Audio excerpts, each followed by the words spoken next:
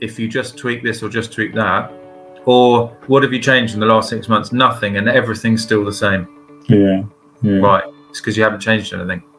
Change one thing and see what happens. And I guess that's probably why COVID was a bit of a way for people to actually slow down as well, isn't it?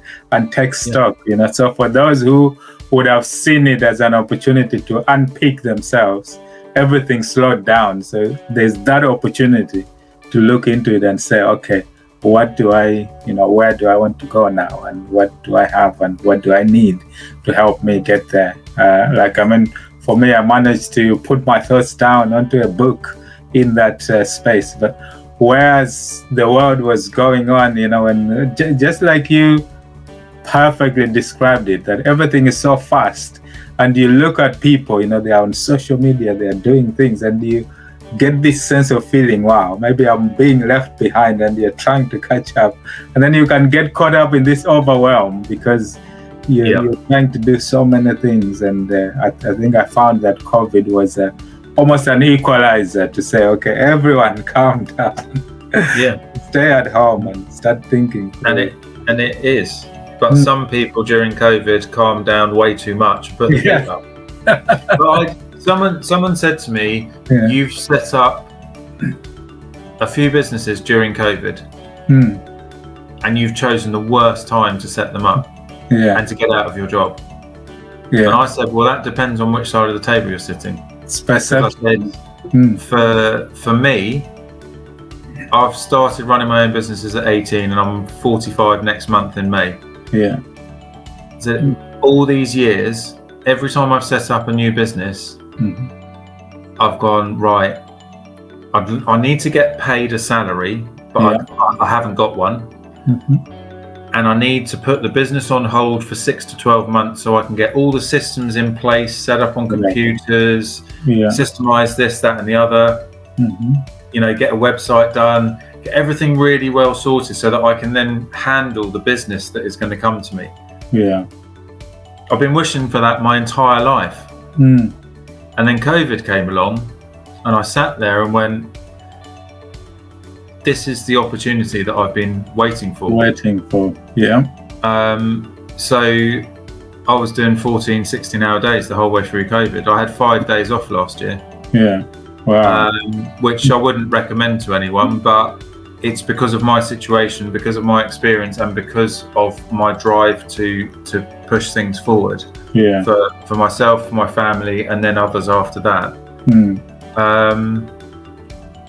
That's where I took the opportunity. But I also love networking. And through that networking, that, like you, that's ended up leading me to being a dyslexic guy, being a global co-author, and writing in books. Brilliant. And I'm loving your book, by the way. I'm halfway through it. Thank you. And I'm really looking forward to getting the rest of the way through. So, but again, it's just led on to so many different things. And different joint ventures with people in business, which are either providing different opportunities already or have the potential to in the future.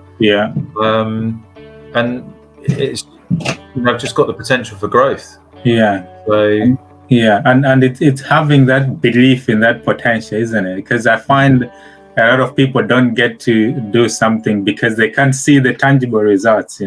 Ask someone to pay £10,000 for a mentorship or training, they can't see what they are going to get out of it, which is tangible in comparison to if they spend that on a car, they can touch it or something. But you get so much benefits when your mindset is different. You can see the potential and the value that people can actually give you before you get it. I remember going on a course. I think I paid about £1,000 or whatever it is. But I went that course. On the first day, I learned how I could save on stamp duty, and I managed to save on a second home. I managed to save about 15 grand. Imagine if I had the mentality that what am I going to get just by spending this money? I would have missed out on that. And there's loads of examples of the value you get by networking with people. I spent some money on some training last year that involved the mindset around money. Yeah. And about your salary. Yeah. And how to portion that salary. Mm-hmm. Most people, they pay for what they have to pay, and then the rest is pocket money. Yeah. But by allocating certain aspects of that funding, mm-hmm. you can start to get quite clever with your salary. Yeah. And it's not a get rich quick scheme, because mm-hmm. if it was, then everyone would be doing it. Yeah. And you know, anyone that's in business, everyone wants to make money. Yeah. That is a byproduct of being in business. But for me, it's the success. It's creating something out of nothing and making a success of it. Yeah. Again, people set up business because they want to have a 5-figure, a 6-figure, a 7-figure, maybe an 8-figure business. They're chasing the money. Yeah. And they're missing so much by doing that. Yeah. Because they're chasing the wrong thing. Yeah. Wow. But again, that comes from experience. Yeah, absolutely. But does that necessarily mean people have to go through a lot of these life experiences to get to pick up these lessons, like the wisdom that you've gained from experience? What is and where is the role of leverage? You know, but I guess some things can't be leveraged, like wisdom and experience, like over time. Yeah. I think it's good to have your own experiences. Yeah. I set myself one rule in life when I was very young, that I never wanted to make the same mistake twice. And touch wood, I haven't. Yeah. So every time I've made a mistake or I've had a fail, I've learned from it. So it's I've never looked at it as a bad thing. Yeah. I haven't enjoyed it, but it's not a bad thing because I've learned what not to do next time. Yeah. But I definitely think there's value in learning from other people's experiences. Yeah. There's definitely value from there's the ability as well now. You know, again, when we were kids, podcasts didn't exist. The radio or you watch the TV. Yeah. You know, you can be in your car now. You can read a book whilst you're driving. Yeah. Just in Audible version, listening to it on Audible. Although having said that, I did actually see someone reading a book once whilst I was in my driving career. They were driving down the motorway whilst reading a novel. Really? It's insane. Story for another time. But you know, you've got access to all these books, all these podcasts. They're not big expenditure. Yeah. You start to read some of these things, and you start to allow your mind to be opened a bit. Yeah. And then you start to understand the value. Yeah. And what other people bring. And you know, it would be great to have a bottomless bank account and go on half a dozen mentorships or masterminds or this, that, and the other. That's where you have to kind of narrow it down and figure out what you're trying to do, what you're trying to achieve. That's where the start and the end, with the end in mind. Yeah. You know, but you can get access to it. There's loads of free resources, all very, very cheap. So, you know, like your book, someone could buy that their pocket money from their salary. Yeah. And next month they can read your book and they can learn about business. They can either relearn because they already know it, but they've forgotten it because they know it so well, and it just jogs their memory. Yeah. Or they can get into learning about it. Yeah. Or they could go, do you know what? I want to get more books, so I'll get an Audible subscription, which is $7 or $8 a month. But you can then get a book a month. If you're paying for that, you're going to read it. Yes, absolutely. And then look at, you know, memberships. Get involved in a membership group. There are loads of memberships on Facebook. You know, get into a group. Get into a free group because there are plenty of those. But eventually they become monetized because there is a necessity to manage those groups. And there's a time element involved in that. And then obviously, you know, like you said, can you cheat your way past 20 years experience? Yeah. You know, you see the value in a mentorship or coaching scenario, because but the other thing for you, Alex, is from what I understand is that you paid £1,000 to understand that you could then save £15,000 from spending that £1,000. Yeah. So you've just saved yourself a £14,000. Yeah. But you've gone through that, and you're looking back, and you can see it. Yeah. When you're trying to look ahead and look and find it, yeah, all you're seeing is £1,000 is a lot of money. £1,000. Yeah, that's it.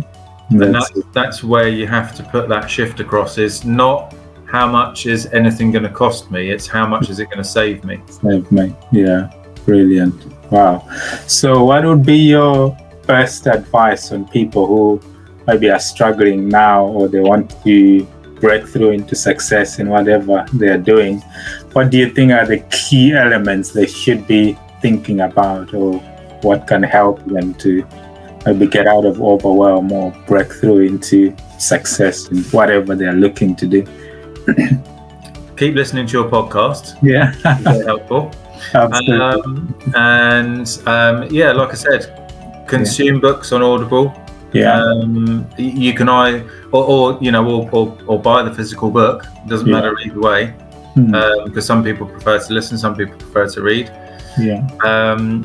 There are countless webinars that get set up. Yeah. Explaining things, getting people to understand more. At the end of the day, we all get overwhelmed. That's in our own head. And a lot of the time it's because we don't understand. Yeah. So if you don't understand something, what do you do? So before any of us started driving cars, we didn't understand how to drive them. So you either have to speak to someone in your family that can drive, that teaches you to drive. Yeah. You've got the money, and a family member's going to help you out. They'll want to help you out, or a friend. Or you go to a driving school and you say, well, look, how much do you cost? Well, I charge £20 an hour or whatever it is. Yeah. I reckon I can get you to drive from nothing in 2 weeks. This is the whole process. This is how much it is. Okay. Yeah. Well, once I've done that, then I've got the ability to drive further for work, to earn more money, or I can drive to see friends, family, colleagues, whatever. Yeah. So you start to process it, but it goes back into the world works very, very quickly. Yeah. And everyone suffers from overwhelm. I don't not suffer from overwhelm. Mm-hmm. The difference is because of my experience, I see overwhelm for me coming. Yeah. And when I see that, I have defense mechanisms in order for me to avoid that. Yeah. That I've built up over time, but I've been in a position over the last 12 months where I've been on accountability calls and been helping people out, and I've just given them a slightly different way to think about things. Yeah. Mm-hmm. And it's been enough for them to... I've had calls with people that they look exhausted and mentally fatigued. Yeah. And they're just like, I don't know what else to do. Yeah. It's because you've hit that overwhelm and you're in that overwhelm slump. Yeah. And that's exactly where it's good to have someone else to help you. Yeah. Even if they're a mirror and they're a sounding board. Yeah. Yeah.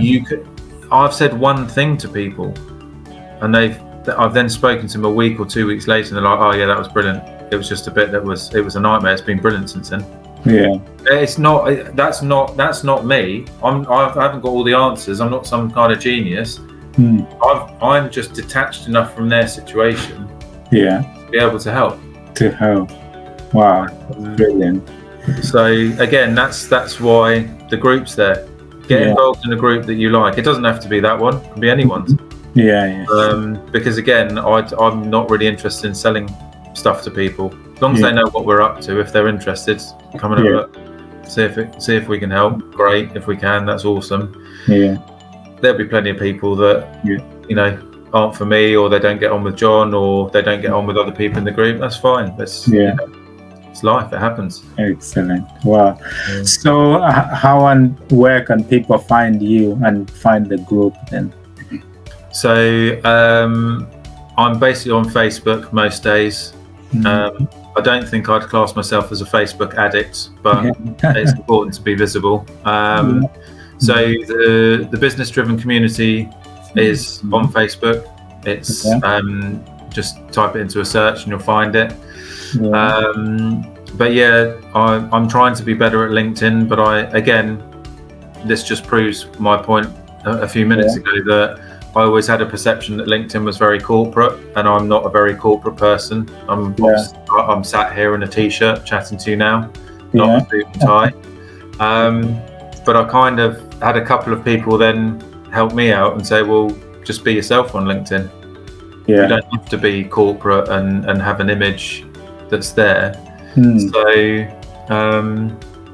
So yeah, I'm on most of the social media channels. I'm on Clubhouse as well, Instagram. But Facebook's my go-to place. So and that's where the business-driven community is for now. I think later on we'll put it into we'd like to set that up as a membership. So people have got somewhere that they can kind of come and operate in a safe environment and genuinely ask for help and get it. So that's where we want to go longer term. But for now, we're just trying to build that community up and just provide as much value as we can at the helm of it, and then from everyone else. So everyone else that's in the group. Cool. Andrew, thank you very much for spending time with us on the Business Worth and Mindset podcast today. It's been quite awesome to capture your story and your journey as well, and all the bits that you've shared within. So we'll put up the business driven community. I'm sure there'll be a lot of people coming into that as well to get and whatever value they can get from that. But it's great that you're building that, and what I like about it as well is that it's not so much focused in one particular area like property. It's business in general. So whatever field of business that people are into, they can come and get value out of that as well. So that's brilliant as well. So there's a lot of power in networking and collaborating with people. Just like we are saying, you have to look at the benefits and the value you're getting. And I mean, at this stage, there is even no cost. So you just come and network with people, and there's a lot of benefits that could come up out of that. So it's been an absolute pleasure spending the afternoon with you, and thanks for your time again. I'm sure we'll be catching up again soon, and touching base on all things business and mindset as well. Okay. Definitely. And thank you very much for having me on. It's been great to be on the podcast. It's been a pleasure having you on. So we'll speak soon, Andrew. So enjoy the rest of the day. Yeah, you too. Thanks, Alex. Appreciate it. Thanks, Andrew. Cheers. Bye. Bye.